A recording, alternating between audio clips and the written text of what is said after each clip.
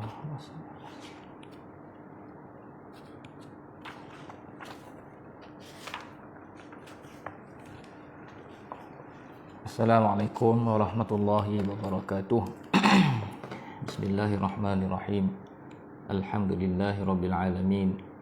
Wassalatu wassalamu ala sayyidina Muhammadin wa ala alihi wa sahbihi ajma'in. Allahumma ighfir lana dhunubana wa liwalidina wa limasyayikhina wa li jami'il muslimina wal muslimat bi rahmatika ya arhamar rahimin. Allahumma faqihna fid din wa 'allimna at-ta'wil wahdina ila siratikal mustaqim. Allahumma faqihna wa faqih ahlana wa auladana fi dinika. Allahumma inna nas'aluka 'ilman nafi'a wa rizqan thayyiba wa 'amalan mutaqabbala wa la hawla wa la quwwata illa billah al-'aliyyil 'azim al-'azizil hakim. Wa ba'du, sahabat-sahabat,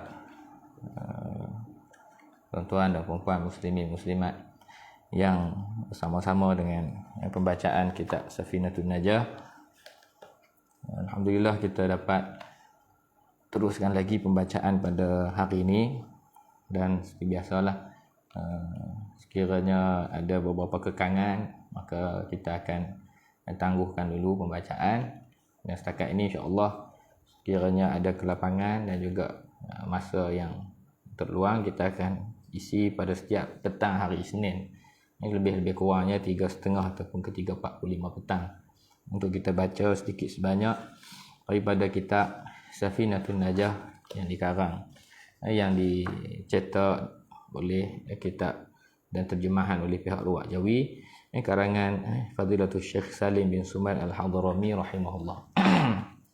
Dan sekarang ini kita telah sampai pada fasal yang seterusnya, iaitulah di muka surat 44 ni, muka surat yang ke-44. Qala al-musannifu rahimahullahu ta'ala wa nafa'ana bihi wa bi 'ulumihi wa 'ulumi masyayikhina fid daraini amin. Faslun alladhi yathuru minan najasati thalathatun. Fasal, kita baca matan sedikit dan kita baca terjemahan dia seperti biasa, lepas tu baru kita hurai insya-Allah. Faslun alladhi yathuru minan najasati thalathatun. Fasal pada membincangkan mengenai najis-najis yang boleh berubah menjadi suci. Ini najis-najis yang boleh berubah menjadi suci, yakni tanpa perlu dibasuh ataupun sebagainya. Kita ada dua perkara. Satu, kalimah najis. Najis itu sesuatu yang memang dia itu sendiri najis. Contohnya air kencing itu najis. Darah itu najis. Tahi itu najis. Dia memang dia itu sendiri adalah najis. Okey. Lagi satu, kita ada perkara yang kita sebut sebagai mutanajjis. Dia itu ainnya suci, tetapi telah bercampur ataupun telah berlumuran dengan najis. Itu kita panggil mutanajjis. Contohnya air mutlak yang dimasuki oleh zat najis tadi, maka kita akan sebut dia sebagai mutanajjis. Dia beza. Maksudnya najis, ain itu sendiri asal kejadiannya dia adalah najis. Adapun mutanajjis, benda yang asalnya suci tetapi bercampur ataupun bersentuh ataupun berlumur dengan perkara najis tadi. Adapun yang mutanajjis, maka cara membasuhnya secara umum ialah kita basuh dengan menggunakan air lah. Kita menggunakan air mutlak. Ini mutanajjis qabil, dia boleh menerima untuk disucikan dengan membasuh secara umum. Adapun najis itu sendiri, kita buatlah macam mana sekalipun, air kencing, bila dia itu adalah najis, kita tak boleh untuk mengubah dia kepada hukum yang suci. Kita tak boleh, kita basuhlah macam mana sekalipun air kencing tu. Kalau kata cecair kita buatlah macam mana sekalipun, dia akan kekal selagi mana dia itu air kencing, maka dia akan kekal sebagai air kencing lah. Tetapi kalau air mutlak yang dimasuki oleh kencing, untuk air mutlak itu telah menjadi mutanajis, masih boleh lagi kita untuk bersihkannya dengan cara kita tambah menjadi 2 kolah dan sebagainya. Tapi dalam keadaan begitu sekalipun, ada beberapa najis yang dikecualikan daripada ataupun bukanlah kita dikecualikan, kita kata ada najis-najis yang boleh berubah menjadi suci. Boleh berubah menjadi suci dengan syarat-syarat dan ketetapan-ketetapan yang tertentu.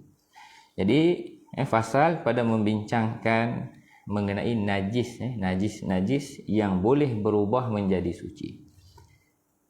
Ada 3 benda yang bertukar, yang ini boleh berubah menjadi suci, yang pada asalnya adalah termasuk daripada najis-najis. Ada 3 salah satu, ada 3 perkara, 3 benda. Yang pertamanya al-khamru, salah satu al-khamru idza takhallalat bi nafsiha. Yang pertamanya arak. Yang pertamanya arak. Yang pertama arak apabila telah berubah menjadi cuka dengan sendirinya.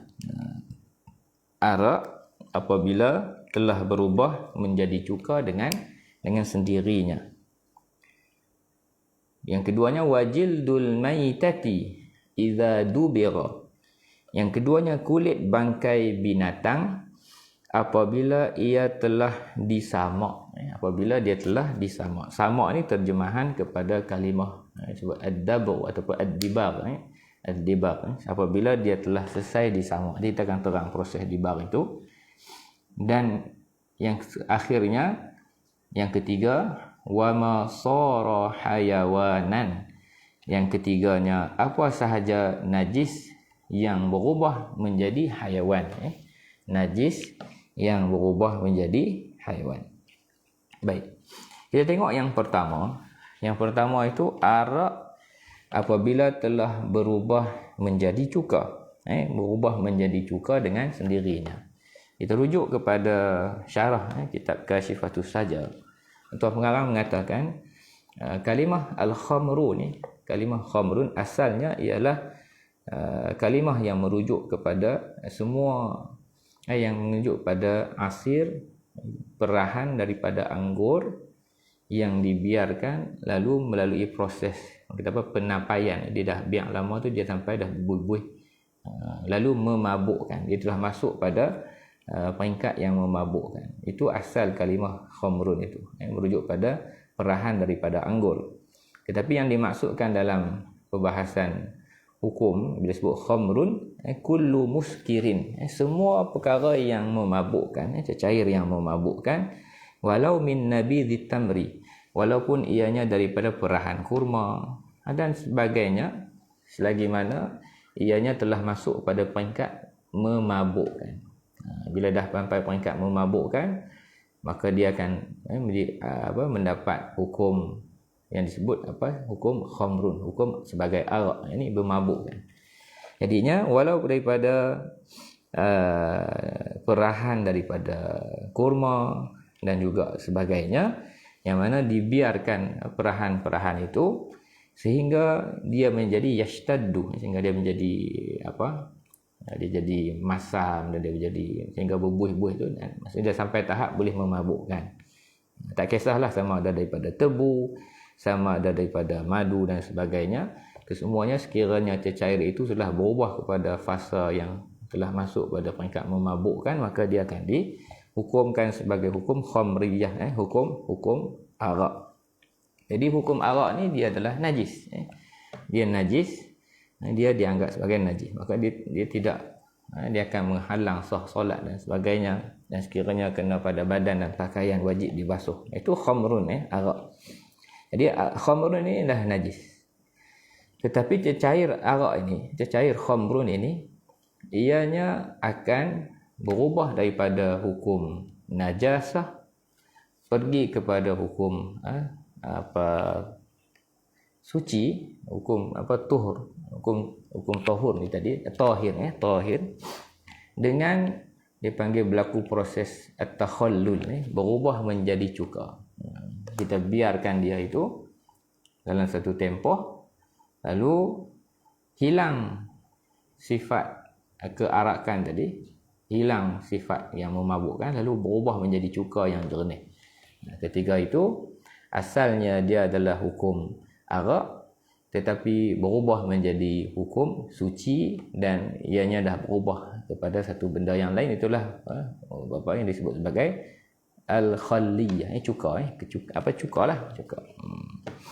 Jadi apabila sesuatu cecair arak itu berubah menjadi cuka dengan sendirinya, maka hukumnya adalah suci dan halal dimakan, dan juga boleh halal dimakan dan diminum. Ini sepakat oleh ummah bahawasanya cuka ini asal kejadiannya itu adalah arak, tetapi jika dibiarkan proses berubah menjadi cuka itu dengan sendirinya, maka dia akan menjadi halal dan suci.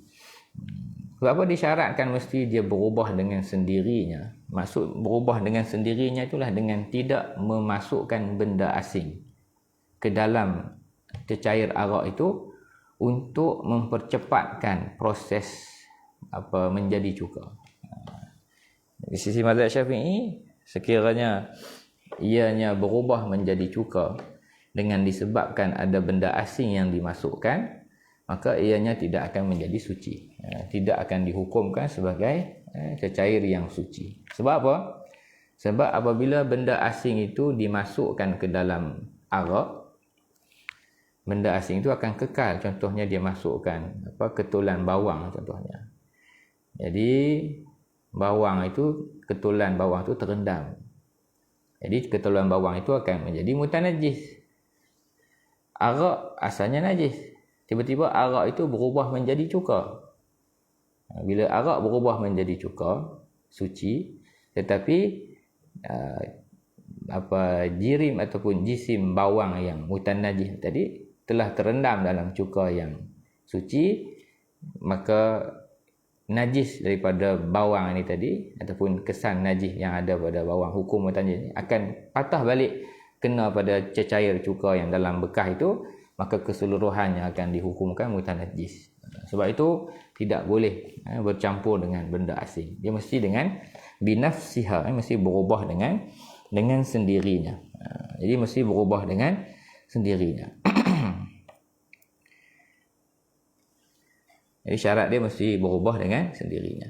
Dia kata apa? Sekiranya tidak amma idza, ini saya petik daripada syarah, amma idza takhallalat bi musahabati ainin, apabila dia menjadi cuka dengan sebab dimasukkan benda-benda ain tertentu, wa in lam tu'athir fi takhlil, walaupun benda tu tak ada kesan pun pada proses menjadikan cuka itu lebih cepat. Ka hasatin, seperti kita masuk biji batu batu kecil dalam tu, fala tathur, maka dia tidak akan berubah menjadi suci. Walaupun dia dah berubah jadi cuka itu akan dihukumkan sebagai mutanajis.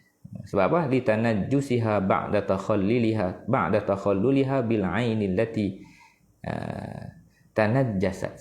Sebab apa? Sebab cecair cuka yang telah berubah daripada arak menjadi cuka tadi telah terkena pula dengan sesuatu yang najis yang berada dalamnya. Jadi akan patah balik menjadi najis. Ini syaratnya mestilah arak itu berubah menjadi cuka dengan sendirinya. Jadi yang pertama daripada 3 perkara yang akan berubah menjadi suci daripada ain najis. Yang kedua, kulit bangkai binatang, al-maitatu. Jildul maitati, jildul maitati, kulitnya, kulit bangkai, idza dubira, apabila ia telah disamak.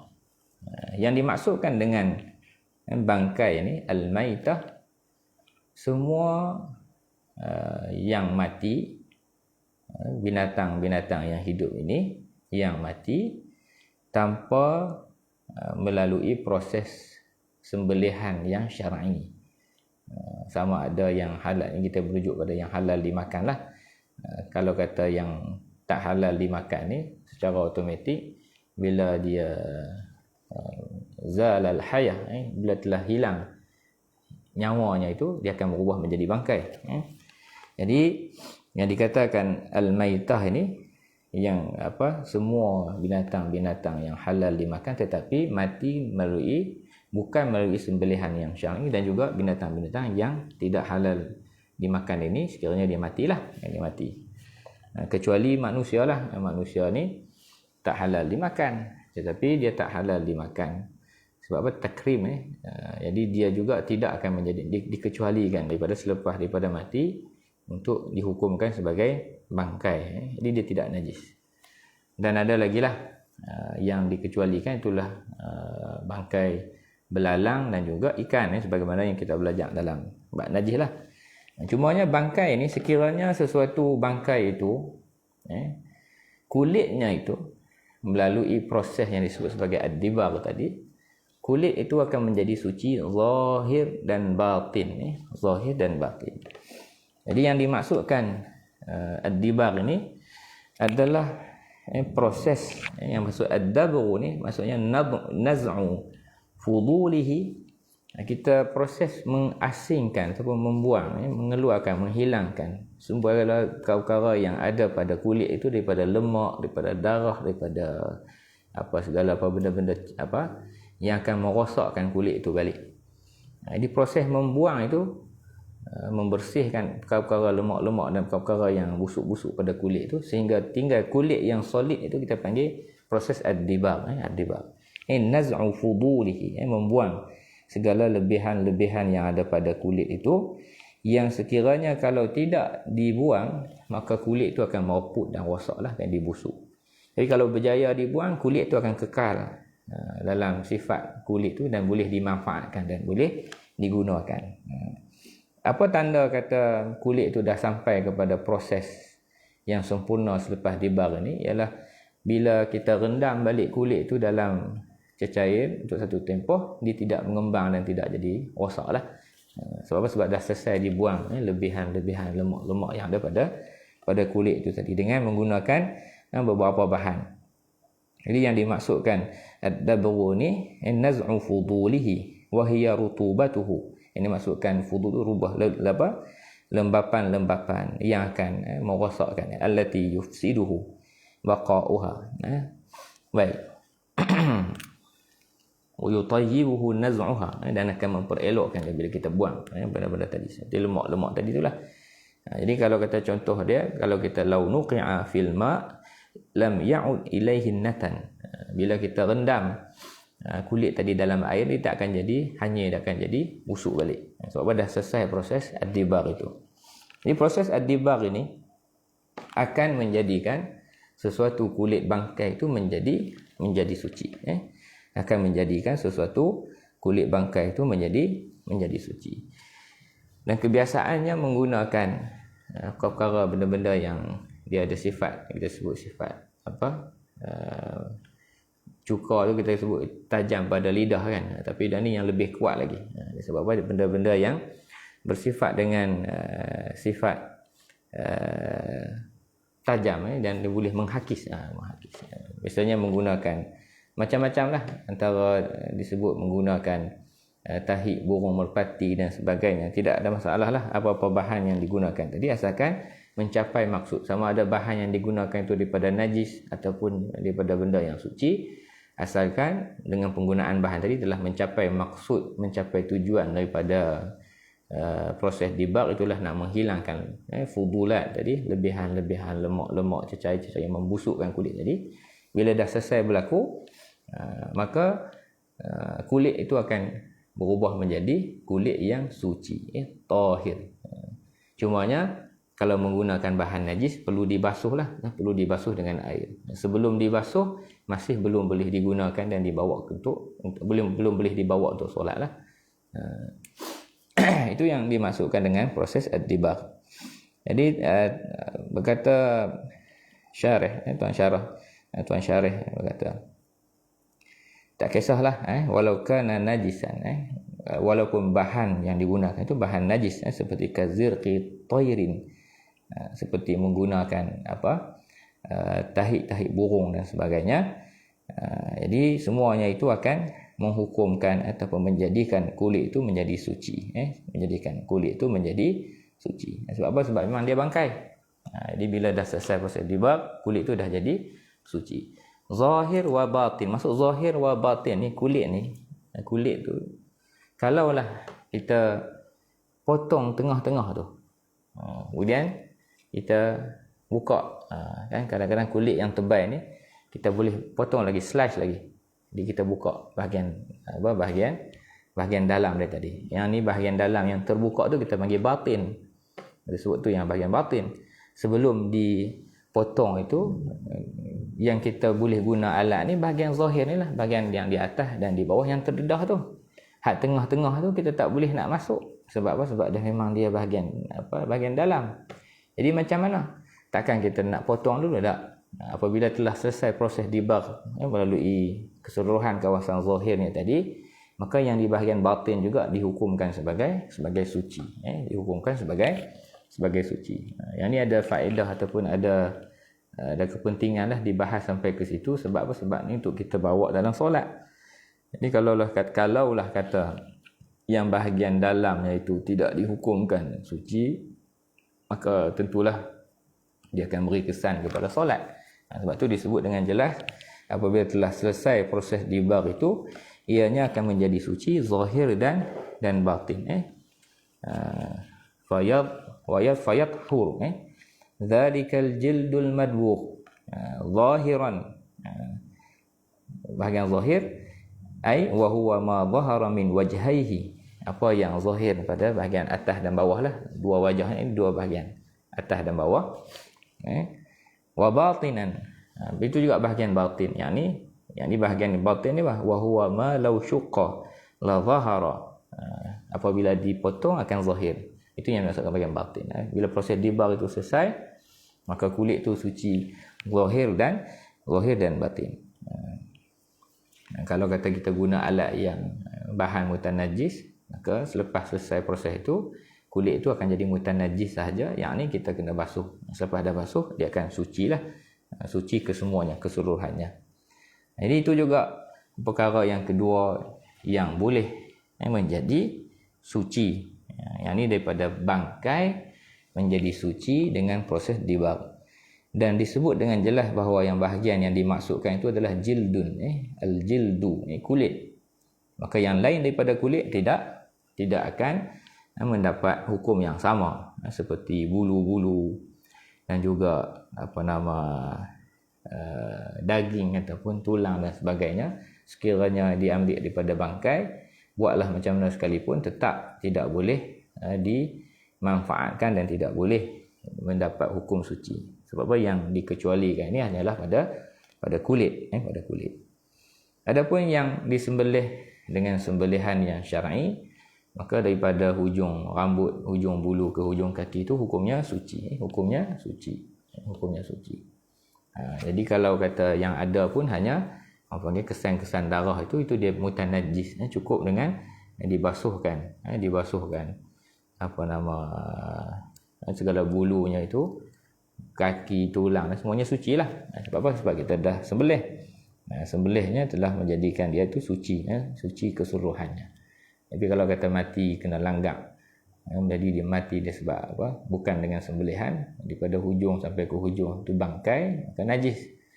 Tetapi boleh dimanfaatkan kulitnya dengan melalui proses ad-dibag yang kita sebut tadi. Wallahu a'lam. Baik, itu yang keduanya. Perkara yang kedua yang najis boleh berubah menjadi suci adalah kulit bangkai binatang apabila ia telah disamak. Ini proses dibag. Disamak ni maksudnya proses ad-dibag. Kumpulan atau perkara yang ketiga yang boleh menjadi suci ialah apa sahaja najis yang disebut ni wa ma sara hayawanan, apa yang berubah menjadi haiwan. Ini menjadi benda yang hidup. Dalam nota kaki di muka surat 45 itu disebut contohnya bangkai anjing. Walaupun mughalladhah, anjing ni mughalladhah, dia dan khinzir itu mughalladhah. Daripada hujung kepalanya ke hujung ekornya tu, daripada kepala sampai ke hujungnya semuanya najis, termasuklah air liur dan sebagainya. Jadi anjing tu najis mughalladhah. Dia tak mati lagi, tak jadi bangkai lagi pun dah najis dah. Kemudian dia mati jadi bangkai, hukum dia kekal seperti sebelum. Daripada dia meninggal, dia mati itu dia masih najis. daripada kulit, daripada isi perut dia tadi berubah menjadi lalat. Jadi lalat yang hidup. Ataupun jadi ulat-ulat. Dari segi hukum, ulat yang sedang hidup itu, ulat yang masih hidup itu, ulat itu hukumnya tahirun. Tahir. Dia suci. Tetapi masalah halal dimakan tu, contoh lain yang kita bincang. Kena faham, kita kena bezakan antara masalah taharah ketika dia hidup dan juga masalah halal dimakan. Seperti kucing kita lah. Ketika dia hidup, dia suci. Kita pegang dia tak ada masalah apa sebab dia hidup, tetapi dia tidak halal dimakan. Bila tidak halal dimakan, apabila dia mati dia akan berubah menjadi najis. Dia boleh berubah menjadi bangkai. Jadinya jasadnya itu tiba-tiba berubah menjadi ulat. Jadi ulat itu walaupun dia berasal zahir mata kita tu dia asal daripada najis, hukum ulat itu ketika ulat itu masih hidup dia adalah suci. Hukum tu dia suci. Kemudian dia jadi lalat dan sebagainya. Maka ketika mereka masih hidup, hukumnya adalah suci. Okey. Jadi yang sebenarnya, hakikat yang sebenarnya, sebagaimana yang disebut oleh Tuan Syekh. Tuan Syekh kata, yang dikatakan berubah menjadi ulat itu, sebenarnya ulat itu hanya timbul dan wujud ataupun terhasil di dalam daging ataupun di dalam bangkai itu. Dia bukannya terhasil yatawalladu fiha. Ulat-ulat itu dilahirkan ataupun wujud terhasil di dalam bangkai itu, bukannya minha, bukannya daripada bangkai. Asalkan kita faham kata dia berubah menjadi ulat, maka ulat itu hukumnya adalah perkara yang suci. Wa masara hayawanan, ini kadudin seperti ulat-ulat. Tawallada min ainin najasah, yang lahir ataupun yang hidup, muncul hidupnya ketika itu daripada ain najis. Walaupun najis itu daripada kategori najis mughalladhah. Semuanya itu hukumnya akan menjadi suci walaupun asal perkara tersebut dia berasal daripada najis. Sebagaimana disebut oleh Tuan Syekh, li'annahu la yukhlaqu min nafsil mughalladhati. Dia bukannya dicipta daripada najis mughalladhah itu sendiri, bal yatawalladu fiha, bahkan dia terhasil dalam daging itu. Contohnya seperti ulat-ulat dalam dalam cuka dan sebagainya. Tetapi dia hanya terhasil, dia hidup di tempat dia mula hidup tu dalam cuka tu tadi. Okey. Jadi itulah 3 perkara yang disebutkan sebagai perkara yang najis asal kejadiannya, lalu ia akan berubah menjadi hukum suci. Dia akan berubah menjadi hukum suci. Jadi faedah apa yang kita boleh dapat? Misalnya cerita ulat tu tadi. Kalaulah ulat-ulat itu lompat ataupun naik kena pada badan kita. Jadi tentulah kalau berlaku, nak bagi faham macam mana sampai bincang sampai ke situ. Kalau dia naik pada badan, kemudian lepas sembahyang baru sedang ada lalat duk, ada ulat duk berjalan. Ulat tu daripada bangkai tadi. Contoh, maka tentulah kita akan jawab sah solat kita tadi. Sebab apa? Sebab ulat itu hukumnya tahir. Ulat itu hukumnya tahir. Ulat itu hukumnya tahir walaupun asal dia daripada bangkai. Jadi cukuplah setakat itu dulu untuk hari ini. Hari ini kita baca satu tajuk ringan dululah, setengah jam. Alhamdulillah kita ambil sikit. InsyaAllah pada kelas berikutnya kita akan baca pembahagian najis. Najis mughalladhah, mukhaffafah, mutawassithah, dan kaifiyat bagaimanakah cara untuk membersihkannya, insya-Allah. Selepas pada itu nanti kita akan sampai pada bab haid dan nifas, sedikit asas-asas bagi haid dan nifas. Lepas itu insya-Allah kita akan mula masuk bab solat. Kita akan mula masuk bab solat insya-Allah. Wallahu taala a'la wa a'lam. Wa sallallahu ala sayyidina Muhammad wa ala alihi wa sahbihi wa sallam. Walhamdulillahirabbil alamin. Jazakumullahu khairan. Wassalamualaikum warahmatullahi